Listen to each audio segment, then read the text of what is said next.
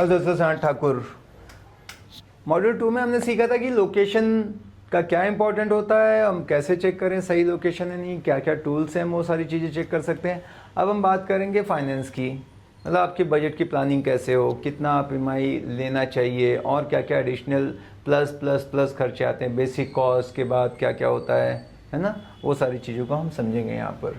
तो budget planning होगी, hidden charges जो रहते हैं वो क्या क्या रहते हैं, और ईएमआई से पहले एक रियलिटी चेक कर लेना आपके लिए ज़रूरी है। ऑब्जेक्टिव क्या है? Realistically calculate how much you can afford, understand all hidden charges apart from property price, ठीक है, और क्या क्या खर्चे आते हैं। Avoid loan stress and future financial regret. नहीं तो अभी एक था जिसने घर ले लिया, अब वो घर ले लिया पर उसको बस लोन कैसे भी ना पेपर ऊपर दिखा के बैंक वाले ने तो दे दिया, उसके बाद जैसा वो सोच रहा था वैसा उसके अकॉर्डिंगली नहीं हुआ और फिर उसका घर नीलाम हो गया, गाड़ी नीलाम हो गई, और जो घर गाड़ी सब दिखा के शादी वादी हुई थी अब वो है ना उनके लाइफ में भी प्रॉब्लम चल रहे हैं क्योंकि वो तो कुछ और देगा, मतलब सब क्योस हो गया। वो मेरा बहुत नज़दीकी था, मैंने ये सारी बातें उसको बताई भी थी कि क्या क्या होता है, बट उसने कहा कि ठीक है, वो क्योंकि लाइफ में अप्स एंड डाउन्स आते रहते हैं, है ना, अनित्य जो बोलते हैं, इम्परमानेंट है हर चीज़। तो क्या हमारे पास प्लान बी प्लान सी है, थोड़ा सा हमेशा बफर थोड़ा सा बचा के चलो, मतलब समझदारी, ऐसे नहीं कि डरा रहे हैं, बट क्या बेस्ट चीज़ रहेगा, फाइन लाइन तो होनी चाहिए, रिस्क लो लेकिन कैलकुलेटेड रिस्क हमेशा बेटर रहता है। तो avoid loan stress, future financial regret, सिर्फ बिल्डर के बोर्ड पर लिखा है 49.9 है, ऐसे प्राइस रखते हैं ना वो 50 में 50 चला जाएगा, क्या है वो, लाख देख के बुकिंग मत करो। जहाँ भी आप एडवर्टाइज देखोगे वो ऐसे कैची रखते हैं ना प्राइस, और जो आप देखोगे उससे प्लस मान लोगे कि जब लैंडेड कॉस्ट आप आओगे तो ऐसे ऐसे चार्जेस बताएंगे कि फ्लोर राइज चार्जेस, ये चार्जेस, एमिनिटी फेसिंग के चार्जेस, कॉर्नर का ग्राउंड फ्लोर का चार्जेस, दुनिया भर के, फिर वो बढ़ा के कुछ और ही निकलेगा आपको। तो आपको तो पूरा जितना लास्ट लैंडेड प्राइस है ना वो देखना पड़ेगा ना, पैकेज कितने में जम रहा है। घर की असली कीमत उससे काफ़ी ज़्यादा होती है। आज हम देखेंगे रियल कॉस्ट क्या होती है घर की। अब ये देखेंगे, ये मैं बात कर रहा हूँ पूना में हूँ, महाराष्ट्र में, बट आप लोग अलग अलग स्टेट के तो ये वैरी कर सकता है, ये यहाँ भी, ये आपका प्रॉपर्टी लॉयर या वो टाइम पे क्या चार्जेस हैं। अब ये कोर्स मैं शूट कर रहा हूँ, आप कोई 5 साल बाद देखेगा, हो सकता है स्टैम्प ड्यूटी बदल जाए, रजिस्ट्रेशन में कुछ चेंजेस आ जाए, है ना, तो आप चेक कर लेना। बट ये खाली एक बताने के लिए मैंने यहाँ पे एग्जाम्पल दिया है, ये बहुत बड़ा ऐसा बड़ा फिगर नहीं दिखाने के लिए, सिंपल कि कैसे ये होता है ना, एक आइडिया है बस। बजट बनाते वक्त क्या क्या ऐड करना चाहिए, तो घर का प्राइस के अलावा जो मेजर चीज़ें होती हैं वो क्या होती हैं, ये हम देखते हैं।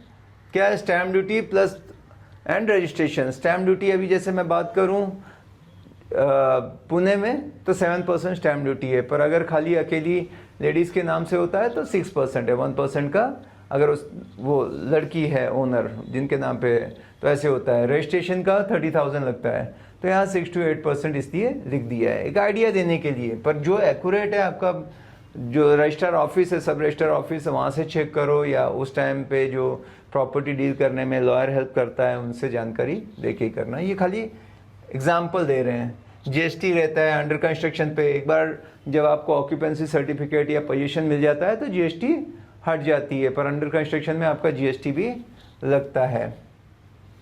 सोसाइटी फॉर्मेशन, क्लब हाउस, इसके भी वो चार्जेस लगाते हैं 1-2 लाख रुपए के। अब ये ज़्यादा ही होते हैं, अक्सर मैं मिनिमम पकड़ के चल रहा हूँ। उसके बाद कॉर्पस मेंटेनेंस डिपॉजिट 1 ईयर का वो इतना लेते हैं, बाद में बोलते हैं 1 टाइम मेंटेनेंस, जो कॉर्पस फंड वगैरह। पर जैसे सोसाइटी बनती है वो फिर से आपसे हर महीने क्वार्टरली जो है वो लेने लगते हैं। पार्किंग का 2 से 5 लाख, 2 लाख में तो क्या ही है, 5, 7 कुछ भी 10 लाख तक एकदम मांगते हैं जो कवर कार पार्क है, क्योंकि ये कंपलसरी है तो बेसिक कॉस्ट में काउंट नहीं होता है, पर इसका अलग से कार पार्क का भी चार्ज करते हैं। और आपको इंटीरियर भी करोगे तो मिनिमम, मतलब एक 1 BHK का मैं लगा रहा हूँ 2 लाख में, तो जो basic fitting, light, fan, geyser, curtain rod, है ना, कैबिनेट वगैरह इतने में चला जाएगा। बट अगर फर्नीचर करने जाओगे थोड़ा सा तो 10 लाख करीब का खर्चा आ ही जाता है। अगेन डिपेंड करता है आप कैसी क्वालिटी यूज़ कर रहे हो। तो ये आपको जब घर रहने लायक बनेगा तो इतने खर्चे और भी लगने वाले हैं, जो कि मैं मिनिमम करके बता रहा हूँ। तो एग्जाम्पल, अगर फ्लैट कॉस्ट आपकी 50 लाख है तो आपको मान के चलो 8-10 लाख का खर्चा इसके ऊपर और लगने वाला है। रजिस्ट्रेशन का जो मैंने बताया था, अभी यहाँ पर मैं बात कर रहा हूँ महाराष्ट्र में, पुणे में, कि 30,000 या 1%, मान लो 25 लाख का घर है, जैसे कम होते हैं ऐसे, तो आपको 25,000 लगेगा 1%। अगर 30 लाख से ऊपर है प्रॉपर्टी, चाहे कमर्शियल हो रेजिडेंशियल हो, तो इसमें कोई स्टैम्प ड्यूटी और रजिस्ट्रेशन चेंज नहीं है, तो आपका 30,000 लास्ट रहेगा। तो ये है स्टैम्प ड्यूटी का मैंने बताया। अभी स्टैम्प ड्यूटी का थोड़ा और फ़र्क है कि ग्राम पंचायत में आता है, कॉरपोरेशन में आता है, उसका भी फ़र्क है। तो आप इसीलिए लॉयर को चेक कर लेना क्या है एग्जैक्टली जानने के लिए। पार्ट 2, EMI का सच, कितना लोन लेना सेफ है। गोल्डन रूल क्या है कि आप अपने, मतलब 1 लाख इनकम है तो एक 35 से 40 हज़ार तक आप EMI भरते हो तो एकदम आप मैनेज कर सकते हो। पर भले बैंक देने को तैयार है कि आपको 60 लाख तक दे देंगे, बट भरना तो हमको है ना, ये ध्यान रखने की जरूरत है। तो your EMI should not exceed 35 to 40% of your monthly income. तो आप जानते हैं आपकी मंथली इनकम क्या है और आप बेस्ड ऑन मंथली इनकम आप लो। मंथली इनकम एक अगर तो मैक्सिमम सेफ EMI है 35 से 40 हज़ार। EMI कैलकुलेटर यूज़ करो रियलिस्टिक वैल्यू समझने के लिए, है ना, ऑनलाइन सब रहते हैं EMI कैलकुलेटर, वो आपको बता देंगे।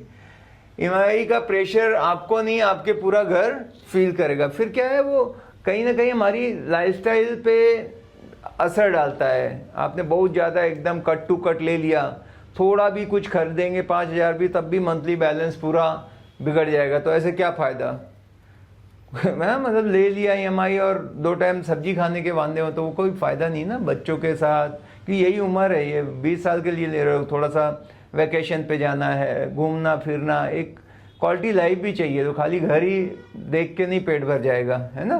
तो थोड़ा सोच समझ के आप उसको प्लान करो। अब hidden charges that builders don't mention upfront, वो आपको जो उनके ब्रोशर या होर्डिंग लगी रहती है वहाँ पे ये सारी चीज़ें नहीं रही, पर बाद में आपसे लिया जाता है। तो वो मतलब ऐसे आपसे ले लेते हैं, जैसे MSEB बोलते हैं यहाँ पे, इलेक्ट्रिसिटी बोर्ड का, महाराष्ट्र स्टेट इलेक्ट्रिसिटी बोर्ड। तो उसके भी चार्जेस वगैरह वो मांगते हैं। अब अलग अलग बिल्डर अलग अलग करता है, इसलिए हम कुछ बोल नहीं रहे हैं, बट वो मीटर सेटअप के भी पैसे लगाते हैं। वो कहीं कहीं इंफ्रा चार्जेस के नाम से ना वो डाल देते हैं, मेंशन नहीं करते। वाटर कनेक्शन, ड्रेनेज फीस, हर जगह नहीं बट कहीं कहीं ये होता है, पर इलेक्ट्रिसिटी का तो सब में रहता है। एडवांस मेंटेनेंस 12 से 24, जैसे मैंने बताया था ना, पर स्क्वायर फीट ये 4 से वो एडवांस मेंटेनेंस लगाते हैं। लीगल प्रोसेसिंग फ़ीस लगाते हैं 12-15 हज़ार, जो लॉयर का ना लीगल जो आपको ड्राफ्ट भेजते हैं, उनका आदमी जाके रजिस्टर्ड करता है, तो वो लीगल चार्जेस भी आपसे ले लेते हैं। फ्लोर लाइट चार्जेस बता देना, हर फ्लोर पे 25-50 रुपये एक्स्ट्रा जैसे जैसे होती है। एमिनिटी फेसिंग और नॉन एमिनिटी में ऐसे फ़र्क रहता है। इसका 8,000 है तो ये 8,500 स्क्वायर फीट है, 2,500 पर स्क्वायर फीट का एक्स्ट्रा लगा लेते हैं। तो ऐसे ये चार्जेस जो आपको बताया नहीं जाता है, आपको तो वो सबसे कम वाला बताया जाएगा जो फर्स्ट फ्लोर का है। पर जैसे आप 10th फ्लोर का लोगे तो देखोगे कि प्राइस अरे 3-4 लाख तो इसका बढ़ गया फ्लोर राइज का, वो काउंट नहीं था। हर कोई तो फर्स्ट फ्लोर लेना नहीं चाहेगा। फर्स्ट फ्लोर में लोगे तो हमेशा अंधेरा रहेगा, ऊपर जितना जाते हो तो थोड़ा साफ हवा आएगी, उतना नॉइज़ नहीं आएगा आसपास का। तो आप मतलब वो सब समझ लेना है एक्स्ट्रा कॉल। तो सर ये सब तो, और उनका बोलने का एक तरीका रहता है कि मतलब जो है ये तो सब स्टैंडर्ड चार्जेस है सर, है ना, स्टैम्प ड्यूटी, रजिस्ट्रेशन, ये तो सभी बिल्डर लेते हैं ऐसे। पर आप तो ब्रोशर देख के गए थे तो आपने सोचा इतने में हो जाएगा, देखा कि ये प्लस प्लस प्लस प्लस इतनी चीज़ें बढ़ गई, अरे सरप्राइज लगता है ना वो। तो क्या है सर, ये सब तो स्टैंडर्ड चार्जेस हैं, बिल्डर कैजुअली बोलता है, बट ये चार्जेस 3 से 8 लाख तक जा सकते हैं आपके। तो पार्ट 4 में अब हम समझेंगे कि बजट बनाते वक्त ये 3 चीज़ें कभी मत भूलो। जब आप बजट बना रहे हो, इमरजेंसी फंड बचा के रखो 3 से 6 महीने का एक्सपेंस। थोड़ा बहुत ना इतना पैसा रहे कि कुछ भी ऊपर नीचे हो जाए तो एक 3 से 6 महीने का EMI जाने भर का घर जो हमारा चल रहा है कि ये मेरी लाइफस्टाइल के साथ बिना कॉम्प्रोमाइज़ किए मैं आराम से कुछ हो भी जाए जॉब वगैरह में। बेटा आजकल बहुत टेंशन चालू है, चैट GPT आ गया, AI आ गया है, कुछ को भी बोलते हैं बस हो गया नोटिस पे, तो आपके पास होना चाहिए कि दूसरा ढूंढ लूँ या कुछ ना कुछ सर्वाइव कर लूँ, क्योंकि 60-70% तक बोल रहे हैं जॉब चली जाएगी 3 से 5 सालों में। तो आप वो थोड़ा सोच समझ के ही डिसीजन लो, बाद में फिर वो डिप्रेशन, स्ट्रेस, एंजाइटी वो नको।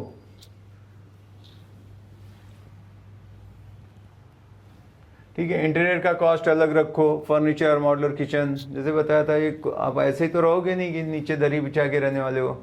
इतना घर लिया है तो ये सारा खर्चा करना पड़ेगा, तो वो सोच समझ के आप थोड़ा सा उसका बचा के रखो कि इसमें और खर्चा आएगा। खाली घर में ही पूरा पैसा डाल दिया, बाद में फिर बोल रहे हैं कि किराए पे ही रहते हैं क्योंकि उसको किराए पे दे दो, अभी हमारे पास फर्नीचर करने का पैसा नहीं है। तो थोड़ा प्लानिंग सही करो क्योंकि ये खर्चे भी आपको लगने वाले हैं। तो पहला था थोड़ा 6 महीने तक की तैयारी रखो।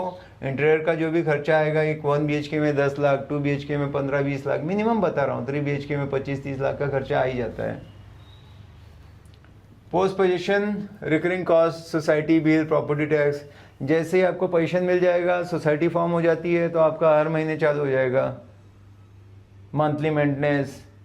उसके बाद प्रॉपर्टी टैक्स साल का 15-20 हज़ार, जैसी आपकी सोसाइटी होगी, जो एमिनिटीज़ होगी।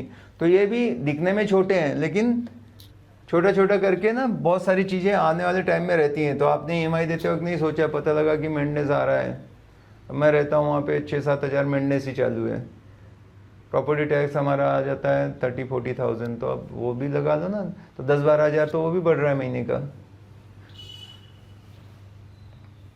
Part 5, tools you must use.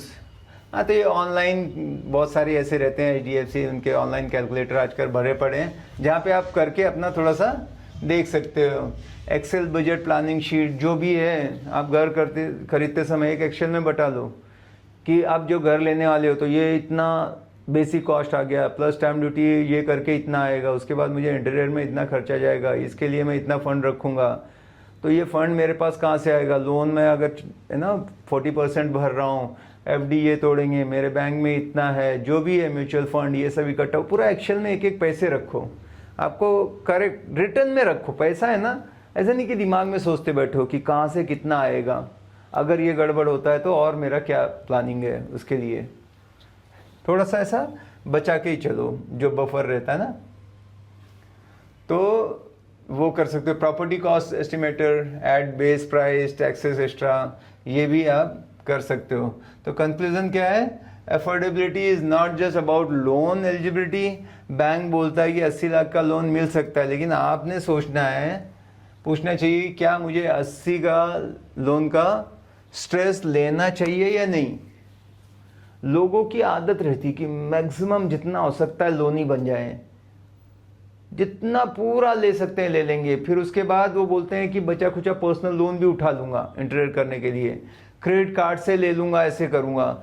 ये सब करके मैंने कई लोगों के देखे हैं कि बाद में कुछ थोड़ा सा इधर उधर हो गया, सब परफेक्ट नहीं चलता, बीच में कोई बीमार पड़ गया, बीच में कुछ भी ऐसा हो गया तो पूरा बैलेंस गड़बड़, इसका ले उसको दे, उससे ले इसको दे, उसको पूरा बेकार। उससे अच्छा सोच समझ के जितना खा सकते हो उतना ही परसों हजम जिसको कर सकते हो, धीरे धीरे और भी आगे लेंगे। ऐसे लास्ट घर नहीं है, पर किसी भी हालत में ना ऐसा मेंटली परेशानी वाला कोई काम मत करो।